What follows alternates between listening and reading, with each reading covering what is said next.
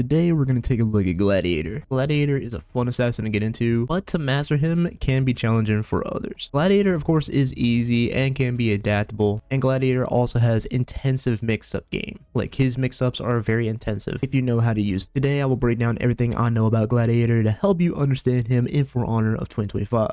Let's get straight into it. Alrighty. So, starting off in this Gladiator guide, the first thing you would want to know is that Gladiator's lights are 4-hit chains on all sides, and they are 500 ms, while the top lights they're very wacky. Let me explain. So for Gladiator's top lights, the opener is 500 milliseconds, while the second, which is the chain, is 433. The third is 433 as well, and then the fourth is 433 as well. So yeah, they're pretty much all 433 for the second, third, and fourth lights that Gladiator throws on top. The reason I am explaining to you guys the speed, which is in the milliseconds, this is to help you understand that some parts of Gladiator's lights have different speeds too. It's best to know the speeds of all heroes, of any hero in For Honor, just to keep them in the back of your mind for whenever you're like in a duel or Dominion, just knowing that, okay, this light is probably slow or is probably fast, they might even parry it. But overall, the side lights themselves, they deal more damage than the top lights. But overall, the side lights, they are 500 milliseconds and they deal more damage than the top light chain attacks. Overall, it's weird. I never knew this when playing with Glad, that the side lights, they deal more damage than the top lights. It's weird for me. Whenever I was playing with Gladiator, it's just weird. Now, for the heavies, the top opener heavy is 23 damage, and it also costs 12 stamina, and is 700 milliseconds. Now, the top heavy finisher is 30 damage and is 800 ms. Side heavy opener is 23 damage on both sides and costs 12 stamina and is also 700 milliseconds. And the side heavy finisher, which is the second heavy, is 30 damage and is 800 milliseconds and also costs 12 stamina as well. Generally with the heavies, they are a 2-hit chain for both sides and top. You can also delay the heavies if you want to, just to confuse your opponent on the timing. Now most of the time whenever I'm playing with Gladiator, I'll probably do like backstep light into heavy delayed. That's what I'll do sometimes whenever I'm playing with like Gladiator in either duels or in Dominion.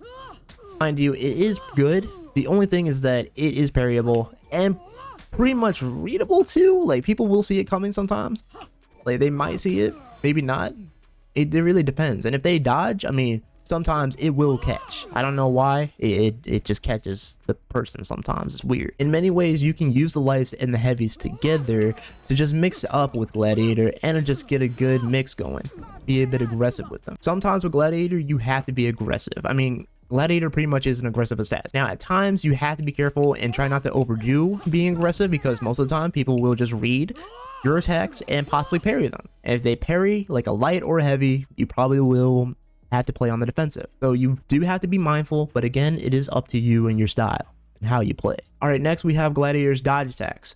So the first is the top dodge light that is 15 damage and is 500 milliseconds, and it only costs 9 stamina. It's called Crowd Pleaser. It's not a bad dodge light. It is great for initiating fights and mixing it up in your chains. The only thing is that you don't want to initiate it right off the bat. I mean, if you do, the opponent might be able to parry that. So that's like an easy light parry. Like say like you're a distance away and you go for it, people might parry that. So you just got to be careful with that. Or if you're playing against a Warden, they probably will crush and counter that. Or any hero that has a crush and counter, they might crush and counter it. So be careful with it. I would say just use it in your own mix-ups. Like for example, if I were to go for backstep light, feint to skewer, go for a top light, I would pretty much do something like that just to mix it up. Now next are the side dodge light attacks. Now the side dodge light attacks deal 15 damage on both right and left, and they cost 9 stamina, and they are 533 milliseconds. Now the best way to use the side dodge lights is to punish those who whiff their attacks or just miss their bashes. Pretty much that's pretty much what it is, just to punish people that whiff. Next is the sucker punch, which is the side dodge bashes and the front forward bash.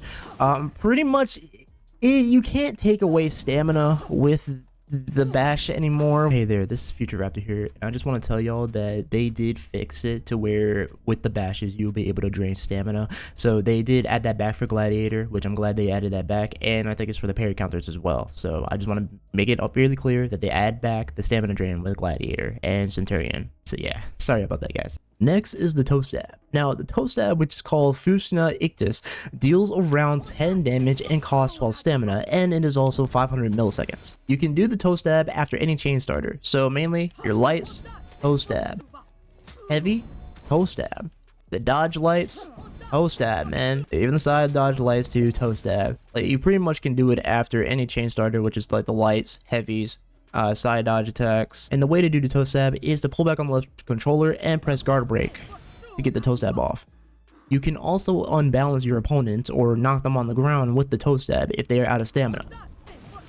And you can either get a free heavy, or you can get yourself a free skewer after they are on the ground. And if you're close to the wall here and you go for the skewer, you can get yourself a free punch on that wall. And heck, sometimes like after that punch, I like to go for a top heavy, just get more damage. Next is the skewer. Now, I did show the skewer a bit earlier, but the way to do the skewer is to pull back on the left stick and press heavy, but you have to do either a light or heavy first to go for the skewer. Now, the skewer itself is unblockable, and it is 900 milliseconds and costs 12 stamina. And of course, it does do ticks of bleed damage, as you see there on the bottom right there. And of course, if you're near a wall, like I said earlier, you can get yourself a punch and go for a heavy afterward. The only thing is that you don't want to use the skewer a lot. You really don't. If you use it a lot, then people are going to parry it. You want to just keep it in your back pocket. Like, use it every once in a while to confuse your opponent. Like, the skewer is just mainly one of Gladiator's most fanciest moves. Even with the deflect, like, you can deflect into skewer. I'm going to show you guys the skewer in a deflect here. So pretty much you would move into the opponent's attack and then go for heavy. That's how you get the skewer in deflect. It's very awesome, very cool. The only way that this can be countered is by any character that has hyper armor. So say like Berserker, Warlord, or even Jormungandr or Shigoki pretty much can counter this this deflect, which sucks, honestly. Like, I feel like it shouldn't like counter the deflect.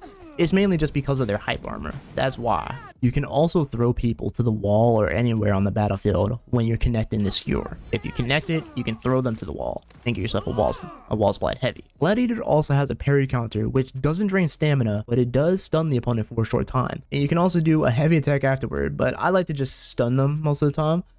So if I would go ahead and just show you guys like what I mean, you press X. You mainly press X after a parry. That's what the parry counter is. I'm gonna just take that off there too. You just press X after a parry. That's pretty much what the parry counter is. And of course, you can go for a heavy if you want to, but most of the time, I won't use it a lot. I'll only use it to just confuse my opponent or go for a GB. That's pretty much what I would do. The next move we're going over is Gladiator Zone. Now, Gladiator Zone is honestly, in my opinion, the best zone in the game.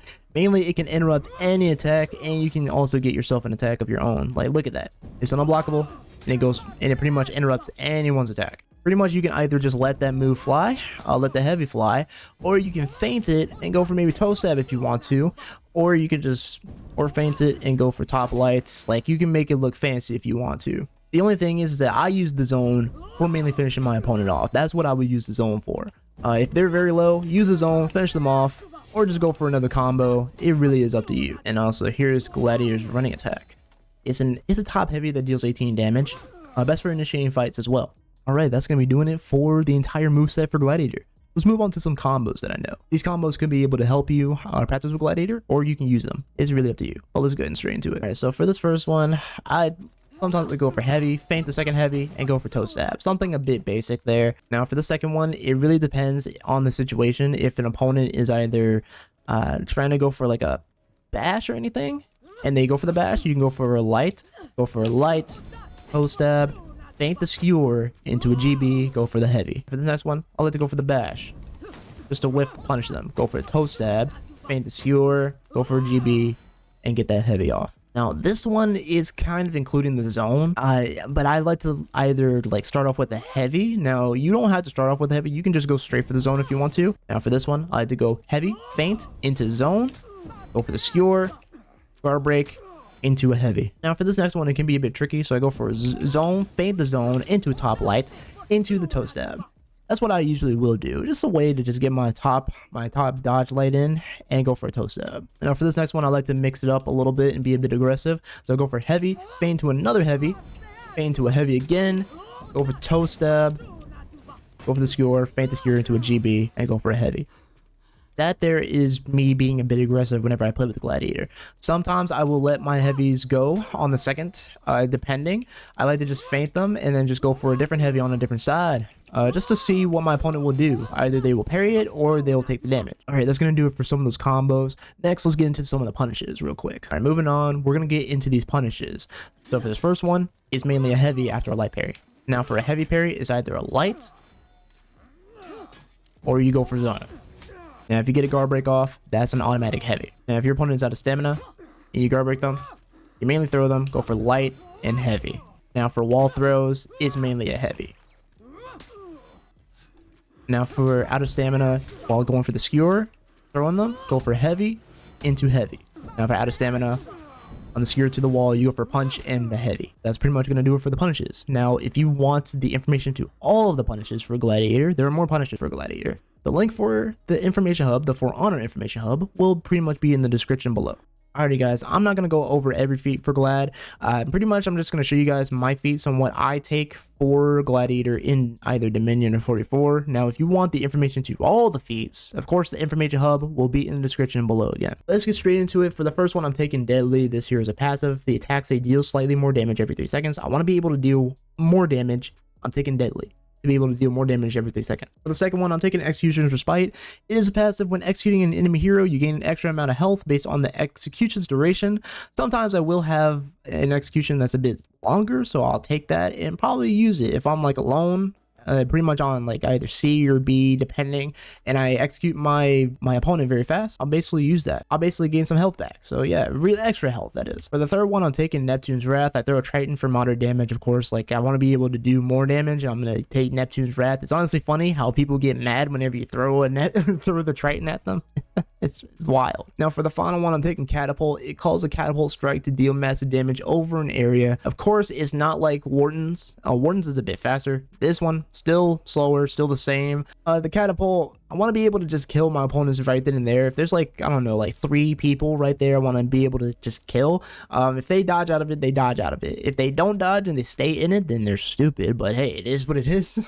But overall, it does massive damage. It does kill the opponents very fast. It's not a bad feat to take. But another fourth feat that I could recommend you guys is Roar of the Crowd. It greatly raises attack and sprint speed if you want to take that too, but it's up to you, honestly. These are pretty much the feats that I'm taking for 44s right now. I'm having a good time with them. They're not too bad. This is just what I take. Again, if you want to look at the information hub for all the feeds, of course the For Honor info hub will be in the description again. Next, we're going to pretty much do an overview of all the Gladiators gear perks. And of course, if you want the information for them, the For Honor info hub will be in the description again. Let's get straight into it. For the first one, we have Gale Storm. Upon hero kill, you gain 20% movement speed for 10 seconds. The second one is Devour. Upon execution, you heal an additional plus 10 health. For the third one is Early Reaper. Upon spawn or when revived, first attack deals 30% more damage. For the fourth one is Endurance. When gaining a renown level, receive 3% stamina cost reduction.